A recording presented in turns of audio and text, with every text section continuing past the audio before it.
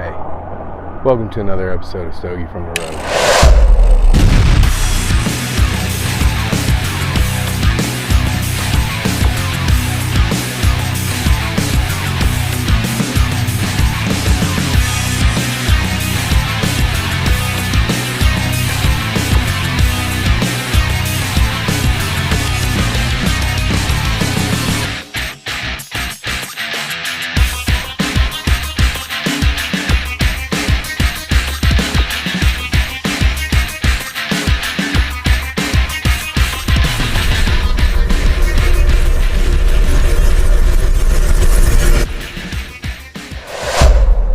Hey guys, welcome back.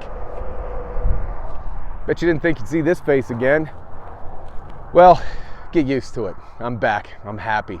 I'm feeling better and stronger than ever, more optimistic than ever.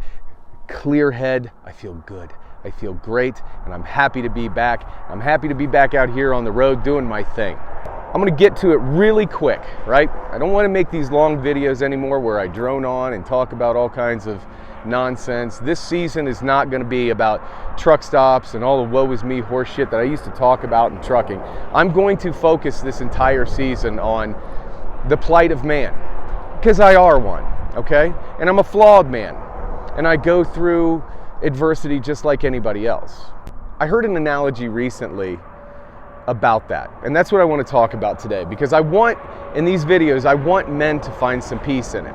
Okay? If you're out there and you're going through a difficult time and you're feeling down, humiliated, less than a man, less than human, and you're just fucking done. You're just done. Where you're basically talking to God and going, you know, let's just be done with this shit. I've had enough. With that being said, this is when it gets better. I talked to a couple people. I talked to a friend of mine one time. When I started going through my shit, and I said, does it get better? He goes, it's a lot of tears. There's a lot of tears, and then one day you just wake up and you don't anymore. And that's about the truest fucking thing I could possibly say. One day you just wake up and you're like, huh, I did it. I made it through it. All right, let's get back to fucking work, okay? So that's what I want you to find in this new season, this new rebirth of Stogie from the Road. We're not going to talk about these surface type of issues that, frankly, the whole truck stop thing and the plight of trucking, that's not fucking going away, all right? I tried to win over the hearts and minds of truckers, and they were my biggest negative haters, so to speak. I got more shit from truck drivers than I did regular folks. Okay, so I don't gear myself to them anymore. I don't waste my time on inconsequential shit that I can't make a change about. I want to talk about things that we can make a change on, and that's our perspective, and that's our mind, and that's how we operate and how we get through life. Problems don't go away. There's nothing fucking special about us. Problems don't go away. They're coming for you, and you meet them head on. Okay, when I was going through my shit, the thing that I was told the most, I went to BetterHelp. It's online therapy. I paid for a couple sessions and talked to a friend of mine. She's a psychologist. And the tenor of what was said to me was, you're going to have to sit in this. You're going to have to sit with it. And you're going to have to work through it. So one of my biggest problems that I had before was I never sat with myself. I never decided, okay, who the fuck am I? What am I doing? You know, those old videos and what I used to do, I played a fucking character named Stogie, but actually I'm fucking Sean. I'm Sean with issues and worries and sadness and trauma and abandonment issues, like any goddamn other person that's on here, okay? And I avoided them by covering them up with the fucking cotton candy of life, right?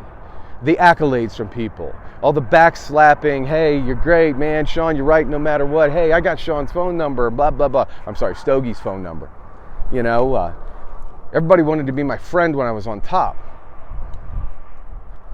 But I take that whole, I have to sit with this. I have to sit with this, because when I was talking to people that were the yes men in my life, they all just told me what I wanted to fucking hear, and I knew it. And if I wasn't talking to the people that were telling me what I wanted to hear, I was talking to people that just were checking on me, but in actuality they were getting information, which they spread out evenly amongst all my fans. So I've spent the better part of, 3-4 months, whatever, how long it's been, and I just sat with my own thoughts. And if any of you are friends out there that are watching this over the past few months, you're like, this guy doesn't answer the fucking phone. Hell no, I don't answer the phone. I still don't answer the phone, because every minute of every waking hour of my day, I'm researching, learning, growing, and developing myself, because I told myself when everything all went to hell, I wasted 3 fucking years in that truck where I could have grew as a man, and I didn't. I got worse. So, the big question is, how do we do this? How do we muddle through life as men, where we are not fucking popular? We are the fucking problem. Nobody likes us, and we become very easy to pin everything on. Okay? One of the things I used to say a lot, and I still vehemently believe in this, is the level of a man's success in life is the woman that he chooses to have in his life. If you don't have somebody that respects you and cheers you on and has your back and will follow you into hell if need be, you're with the wrong woman. I'll tell you that right now. I don't look at these things as failures of mine now. If I look back in retrospect on everything that I've endured over the past however long, I look at it all as it didn't happen to me, it happened for me. It helped me grow, it helped me develop, it helped me turn into the man that I am today. There's that analogy about the forging of a sword. Okay? If you think about a samurai sword, right? Lethal swords. Made by top-tier craftsmen that have devoted their lives to making them, right? Well, what happens to those swords? They get put in the fire, made red hot, burned all to hell, and then brought out and then beat over and over and over. And then you get put back in the fire again, brought out, same thing. And that process happens over and over. And they fold and they bend and they slam and it's just aggressive, endless, arduous task of just beating the ever-living hell out of it, okay? That's life. That's life as a man. And if you embrace that struggle, and embrace the process of that, and know deep down in your mind that when that process is over, you're going to be razor fucking sharp, that can cut through anything and feared by everyone. There's no doubt in my mind right now, there is a population of people that went, oh fuck. Oh shit, he's back. And he don't look fucking scared. Do you think over the past 3.5, 4 months that I didn't think if I came back out again publicly and continued on with my journey that there wouldn't be some pushback? And I've thought for 20 some hours a day. I only sleep 4 hours a night typically. I've thought for 20 hours a day endlessly what people could do to me. Bring it the fuck on. Because I stated in my premiere video just a few days ago, I was totally embracing and fine with wanting to end my life. I wanted out of this world and out of this body and out of this freaking character and role that I've been playing in this life so badly that after you get through that and stand on the other side of it, there's not a fucking thing you can do to me. Okay? At the end of the day, you can't cancel me. What are you gonna do? Take my fucking phone away? Bullshit. Okay? You wanna humiliate me? Get in fucking line. You wanna talk about mistakes I've made? Absolutely. Go for it. I'll answer them here publicly, on video. I don't care. Because it takes more balls to stand back up and own your shit than running around ignoring your own shit and pointing your finger at people that do the same or worse or less than you. There were people that did videos when my whole thing popped off And they truly, truly thought that there was a mark on their side of the scorecard, like it was a win. And I remember so many people going, hey, did you see his video that he did about you? I'm like, yeah, I saw it. I don't give a shit. And they're like, it's fucking pathetic. Just pathetic. There are people that never did videos ever in their life doing videos about me. And it was a compliment. I was so used to people trying to latch on to my success. I was not surprised when people were trying to latch on and get notoriety from my failure. But you need to understand something. I'm a very smart man. I'm a very smart man. And I've thought about every single subtle nuance of anything that could possibly happen. And I'm ready for it. Embrace it. Because if I can go through what I did just recently and come out healthier, eating right, my brain is clear, my eyes are wide open, my ears are wide open, the sky is bluer, the air feels better.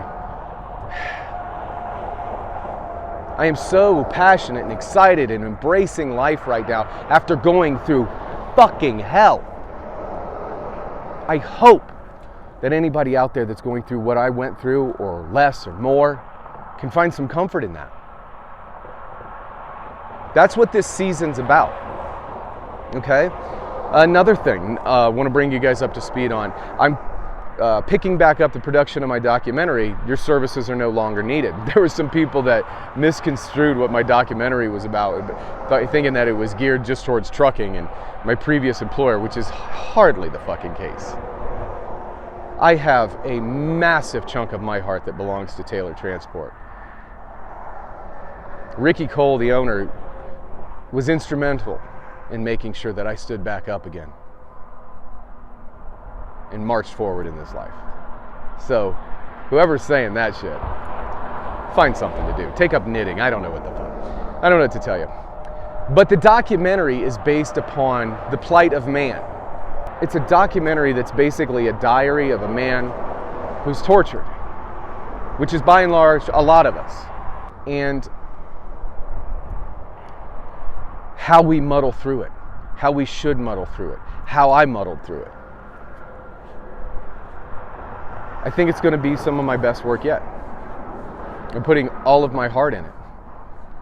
It's going to go from me being a little boy, where I came from, to where I am now, and what I'm planning on doing. What have I said in my videos before? True success in a man's life is this world's a better place because you have lived. Okay? So you have to ask yourself, are you one of those guys that's pointing your fucking fingers at people, laughing at them when their face is down in the mud? Or are you the guy in the mud that's going, that hurt. Let's try that again. Are you the guy that's getting down in the mud and picking up your fellow man and saying, get up. I've been there. You can do this. That's the man I am. That's the man I choose to be. And I'm willing to go to battle with that first guy. 100%. There's a fine line that I have to straddle here, because there's a lot of people that go poke, poke, poke, poke, poke, because they want to be on my platform that I've busted my ass to create. And I'm not going to do that. I'm not going to make it easy for you. Okay? Now, I might talk about you in a video, but I'm not going to breathe life into your name. So you got that going for you. You can be a piece of shit in anonymity, but just know, you know, that I know that you know, it's about you. We'll get to that later. And trust me, we will get to that later. That's where we are here, folks. We are back in the saddle, bigger and better than ever, working hard. Bonnie's a happy puppy dog. We're getting ready to probably move into a newer, bigger truck. It's being built right now and being worked on. I go and visit it on occasion when I'm back in Iowa. Real quick, Iowa, I now drive for IMT. And I couldn't be happier. In my darkest part of my life, one of my friends, John, called me up and said, I got a place for you. Do you need a home? I said, yeah. I go, I'm 3 days away from not living outdoors, you know. I don't know what I'm going to do. I was not prepared for this. He made a phone call. But before he made a phone call, he said, okay, I'm going to ask you, am I going to regret this? I said, John, no. I don't have anything else. This is it for me. I'm standing at the gallows right now. And he made a call. A couple days later, I talked to the owner. We hit it off. He didn't give me IMT didn't give me a home as a truck driver. They gave me a home. I didn't have anywhere to go. He hand-selected a truck for me that I absolutely loved. All I did was mention, like, that's amazing. And I met with Jeremy, the owner, on Thursday, the 4th day of my orientation, and he took me into the garage, and it was sitting there and gleaming and polished and waxed and everything, and explained to me the story behind the truck. There's a story behind this fleet of trucks, these particular trucks that are in the fleet, and this division that you get the privilege of driving one of these trucks, and his belief in the trucks. He gave me the story of the history of the company, his family history.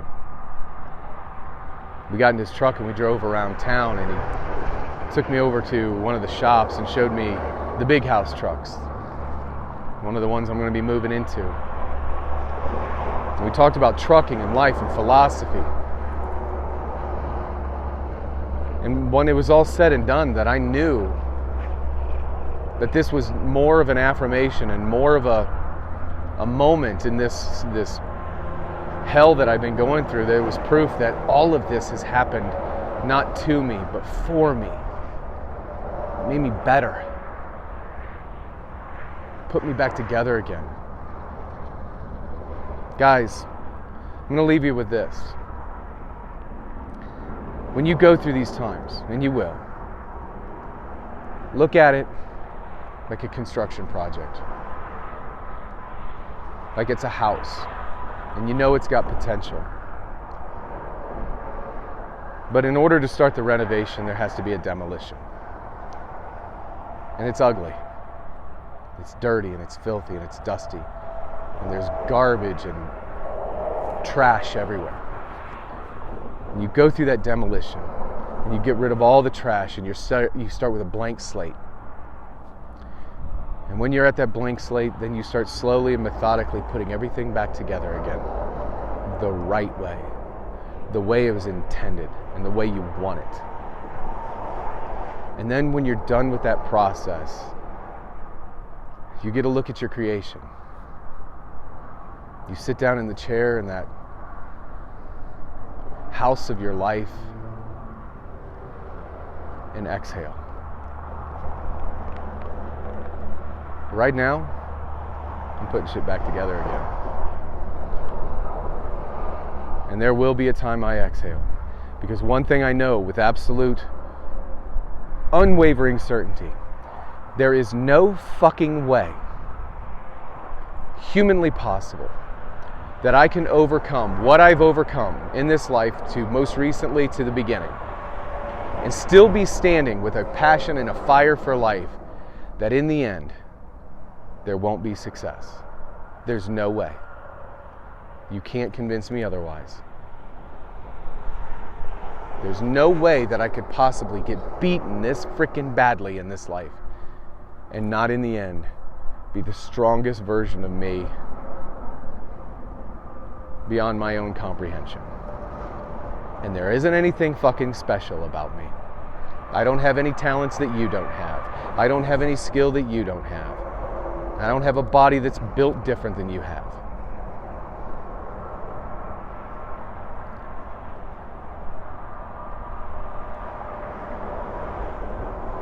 Anything's possible.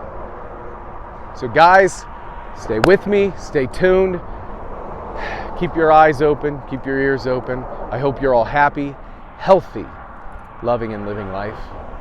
And old Bonnie and I'll see you on the back hall. Giddy up.